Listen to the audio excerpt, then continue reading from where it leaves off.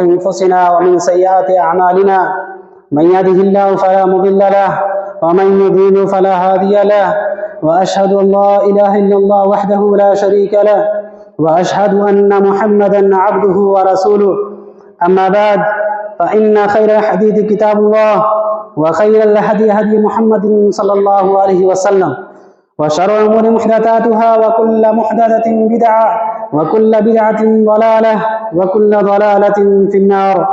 أعوذ بالله من الشيطان الرجيم. بسم الله الرحمن الرحيم. فسبح بحمد ربك وكن من الساجدين واعبد ربك حتى يأتيك اليقين. رب اشرح لي صدري ويسر لي أمري واحلل عقدة من لساني يفقهوا قولي. رب زدنی علما اللہم رب زدنی علما آمین. حاضرین جمعہ، تمام قسم کی تعریف و توصیف، کبریائی و بڑائی اس اللہ رب العالمین کے لیے ہے جو ہمارا خالق و مالک ہے، جس نے ہم سب کو اس دنیا کے اندر پیدا کیا.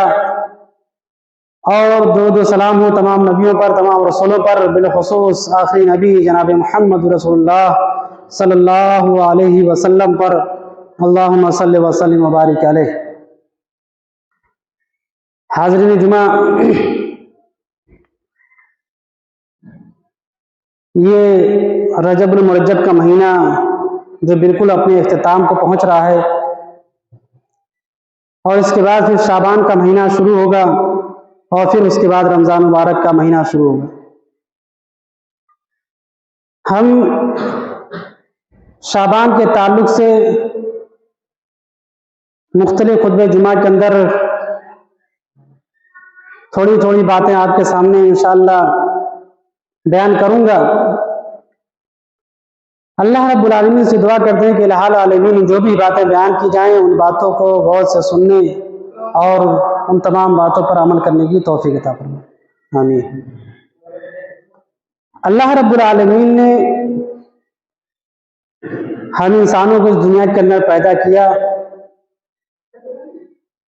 ہم سب اچھی طریقے سے جانتے ہیں کہ اللہ رب العالمین نے ہمیں اس دنیا کے اندر کیوں پیدا کیا، مقصد وجود کیا ہے، کہ ہم اللہ کی عبادت کریں. لیکن عبادت کس طریقے سے ہمیں کرنی چاہیے؟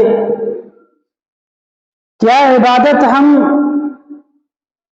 مخصوص ایام میں کریں، سال کے کسی رات میں ہم عبادت کریں، یا کسی دن کو خاص کر کے اس میں عبادت کریں؟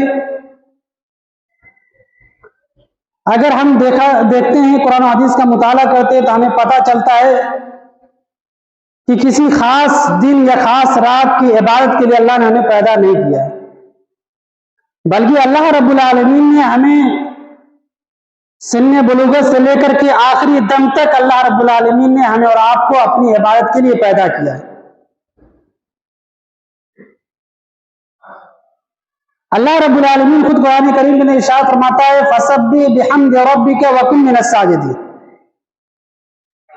کہ آپ اپنے رب کی حمد کے ساتھ تسبیح بیان کرتے رہیں اور سجدہ کرنے والوں کے ساتھ کہ ان کے ساتھ شامل ہو جائیں. اور آگے اللہ رب العالمین ارشاد فرماتا ہے وَاعْبُدْ رَبَّكَ حَتَّى يَأْتِيَكَ الْيَقِينُ، تمہیں کسی خاص دن عبادت نہیں کرنا ہے، کسی رات کو خاص کر کے سال میں اس میں عبادت نہیں کرنا ہے، یا کسی دن کو اپنے سے یا لوگوں کا بنایا ہوا کہ اس دن کو خاص کر لیا جائے عبادت کے لیے. اس کی بڑی فضیلتیں ہیں، حالانکہ اس کی فضیلت قرآن و حدیث سے ثابت نہیں. اور ان دنوں میں یا ان راتوں میں خوب اللہ کی عبادت کی جائے. اللہ رب العالمین اس کے لیے نہیں کہہ رہا ہے، بلکہ اللہ کیا کہہ رہا ہے وَاعْبُدْ رَبَّكَ حَتَّى يَأْتِيَكَ الْيَقِينُ، کہ اللہ کی عبادت کرتے رہو، اپنے پروردگار کی بندگی کرتے رہو. اور کب تک کرتے رہو؟ حَتَّى يَأْتِيَكَ الْيَقِينُ، یہاں تک کہ یقین آ جائے، یعنی موت آ جائے. پتہ یہ چلا اس آیت کریمہ سے کہ جب تک انسان زندہ ہے، سانسیں چل رہی ہیں، ہوش و حواس باقی ہے، اس کو اللہ کی عبادت کرنی ہے. ہر قدم اس کا اللہ کی عبادت کے لیے اٹھنا چاہیے. ہر کام اس کا اللہ کی منشا اور اس کی مرضی کے مطابق ہونا چاہیے. اگر اللہ کی منشا اور اس کی مرضی کے مطابق نہیں ہوگا تو ہم چاہے ہمیں وہ چیزیں کتنی اچھی لگے، وہ باتیں ہمیں چاہے کتنی پسند کیوں نہ ہو، وہ اللہ کے یہاں قبول نہیں ہونے والی۔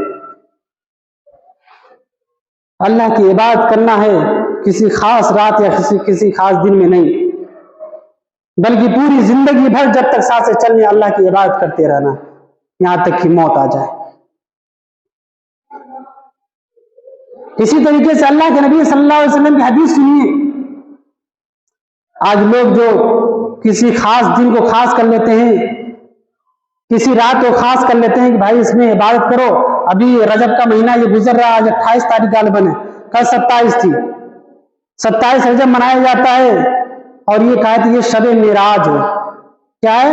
شب معراج ہے۔ اللہ رب العالمین نے 27 رجب کو اللہ کے نبی صلی اللہ علیہ وسلم کو معراج کرائی۔ جو معراج کا واقعہ ہو 27 رجب کو، حالانکہ آپ تاریخ کی جتنی کتابیں ہیں آپ پڑھیں گے تو یہاں تو تاریخ متعین کر دی گئی 27 رجب، حالانکہ مورخین کے نزدیک سال میں بھی اختلاف ہے کہ کون سا سال تھا، کون سے سن میں معراج کرائی گئی۔ تاریخ لکھنے والوں کے درمیان یہ خود اختلاف ہے کہ کس سن کے اندر اللہ کے نبی صلی اللہ علیہ وسلم کو معراج کرائی گئی، ہجرت سے پہلے کرائی گئی، 1 سال پہلے کرائی گئی، یا 12 مہینے 10 مہینے پہلے کرائی گئی، یا 6 مہینے پہلے کرائی گئی۔ اس میں بھی اختلاف ہے، یعنی سال کا بھی پتہ نہیں ہے۔ یہاں لوگوں نے دن بھی متعین کر دیا، تاریخ بھی متعین کر دی کہ 27 رجب کو اللہ کے نبی صلی اللہ علیہ وسلم کو معراج کرائی گئی، اور اس رات خوب عبادت کی جاتی ہے۔ اس رات خوب عبادت کی جاتی ہے کہ اللہ کے نبی صلی اللہ علیہ وسلم کو معراج کرائی گئی، اس لیے اس رات خوب عبادت کی جائے۔ یہ قبولیت کی رات ہے، مغفرت کی رات ہے، اس رات خوب عبادت کی جائے، ہزاروں رکعت نمازیں پڑھی جائے، کئی سجدے، کئی رکعت میں کئی سجدے کیے جائیں، حالانکہ اس کا ثبوت قرآن و حدیث کے اندر کہیں نہیں ہے۔ آپ حدیث پڑھیں گے تو اللہ کے نبی صلی اللہ علیہ وسلم کی حدیث ہے مسلم شریف کی، آپ صلی اللہ علیہ وسلم نے کسی دن کو خاص کرنے سے یا کسی رات کو عبادت کے لیے خاص کرنے سے منع فرمایا۔ اللہ کے نبی صلی اللہ علیہ وسلم کی حدیث سے آپ نے فرمایا لا تختصوا لیلۃ الجمعۃ، کہ اللہ کے نبی صلی اللہ علیہ وسلم نے ارشاد فرمایا کہ تم جمعے کی رات کو خاص نہ کرو، لا تختصوا یوم لیلۃ الجمعۃ بقیام من بین اللیالی، کہ راتوں میں سے جمعے کی رات کو خاص نہ کرو عبادت کے لیے۔ اور آپ صلی اللہ علیہ وسلم نے یہ بھی فرمایا ولا تخصوا یوم الجمعۃ، جمعہ کے دن کو بھی خاص نہ کرو، کس کے لیے؟ بصیام من بین الایام، روزے کے لیے، یعنی نہ روزے کے لیے دن کو، جمعے کے دن کو خاص کرو، اور نہیں رات کی عبادت کے لیے جمعے کی رات کو خاص کرو۔ پتہ یہ چلا کہ کسی بھی رات یا کسی بھی دن کو خاص کرنا عبادت کے لیے اللہ کے نبی صلی اللہ علیہ وسلم کی صاف اور صریح حدیث ہے کہ آپ صلی اللہ علیہ وسلم نے منع کیا ہے کسی رات کو خاص کرنا عبادت کے لیے یا کسی دن کو خاص کرنا روزے کے لیے، اللہ کے نبی صلی اللہ علیہ وسلم نے منع کیا۔ جب آپ کی یہ حدیث واضح ہے اللہ کے نبی صلی اللہ علیہ وسلم کی، تو پھر 27 رجب کو خاص کر لینا یا 15ویں شعبان کو خاص کر لینا کہ اس رات عبادت کی جائے خوب جم کر کے، یہ کہاں سے اس کا ثبوت ملتا ہے؟ اس کا ثبوت نہیں ملتا ہے قرآن و حدیث کے اندر۔ آپ صلی اللہ علیہ وسلم نے صاف منع کیا ہے کہ کسی رات یا کسی خاص دن میں عبادت کی جائے۔ شعبان کے تعلق سے آتا ہے کہ اللہ کے نبی صلی اللہ علیہ وسلم اس مہینے کے اندر کثرت سے عبادت کرتے تھے، اور اس مہینے کے اندر کثرت کے ساتھ روزہ بھی رکھا کرتے تھے۔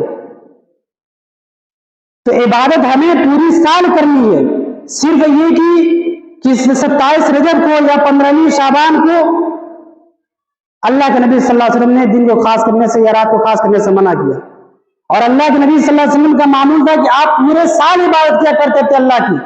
راتوں میں اٹھ کر کے آپ اتنا لمبا قیام کیا کرتے تھے کہ حضرت عائشہ رضی اللہ تعالیٰ عنہ بیان فرماتی ہیں کہ اللہ کے نبی صلی اللہ علیہ وسلم سے میں کہتی کہ اللہ کے نبی صلی اللہ علیہ وسلم، اللہ نے آپ کے اگلے اور پچھلے سارے گناہ معاف کر دیے ہیں، پھر آپ اتنی عبادتیں کیوں کر رہے ہیں؟ آپ اتنا لمبا قیام کیوں کر رہے ہیں کہ آپ کے پیر پھٹنے لگتے ہیں، آپ کی اڑیاں پھٹنے لگتی ہیں، آپ کے پیر پھول جایا کرتے ہیں، آپ اتنا لمبا قیام کیوں کرتے ہیں جبکہ اللہ رب العالمین نے آپ کے اگلے اور پچھلے سارے گناہ کو معاف کر دیا ہے؟ تو اللہ کے نبی صلی اللہ علیہ وسلم کیا جواب دیتے ہیں؟ افلا اکون عبدا شکورا، اے عائشہ کیا میں اللہ کا شکر گزار بندہ نہ بنوں؟ کیا میں اللہ کا شکر گزار بندہ نہ بنوں، اللہ کا شکر ادا نہ کروں؟ یہ جواب دیا کرتے تھے اللہ کے نبی صلی اللہ علیہ وسلم۔ اور ایک دوسری حدیث بخاری مسلم کی ہے، حضرت مغیرہ رضی اللہ تعالیٰ عنہ بیان کرتے ہیں، وہ بھی کہتے ہیں کہ جب ہم نے دیکھا کہ اللہ کے نبی صلی اللہ علیہ وسلم اتنا لمبا لمبا قیام کر رہے ہیں کہ آپ کے پیروں میں ورم آ جایا کرتا تھا، سوجن ہو جاتی تھی، آپ کے پیر پھول جایا کرتے تھے، پیر پھٹنے لگتا تھا، ہم کہتے تھے کہ اللہ کے نبی صلی اللہ علیہ وسلم آپ اتنی عبادت کیوں کر رہے ہیں؟ آپ کے اگلے پچھلے سارے گناہ تو اللہ نے معاف کر دیا ہے، پھر آپ اتنی عبادتیں کیوں کر رہے ہیں؟ تو اللہ کے نبی صلی اللہ علیہ وسلم وہی جواب دیتے، افلا اکون عبدا شکورا، کیا میں اللہ کا شکر گزار بندہ نہ بنوں؟ تو پتہ یہ چلا کہ اللہ کے نبی صلی اللہ علیہ وسلم کسی ایک رات میں عبادت نہیں کرتے تھے، بلکہ آپ کا یہ معمول پورے سال رہا کرتا تھا، آپ سالوں سال آپ اللہ کی عبادت کیا کرتے تھے راتوں میں۔ اور جہاں تک شعبان کے تعلق سے بات آتی ہے تو شعبان کے مہینے میں اللہ کے نبی صلی اللہ علیہ وسلم کثرت کے ساتھ روزہ رکھا کرتے تھے۔ یہ بھی غور سے سنیے گا، بہت سے لوگ 15 شعبان آتی ہے تو اس دن روزہ رکھتے ہیں اور بعد نماز مغرب قبرستان بھی جاتے ہیں اور یہ سمجھتے ہیں کہ اللہ کے نبی صلی اللہ علیہ وسلم نے ایسا کیا ہے۔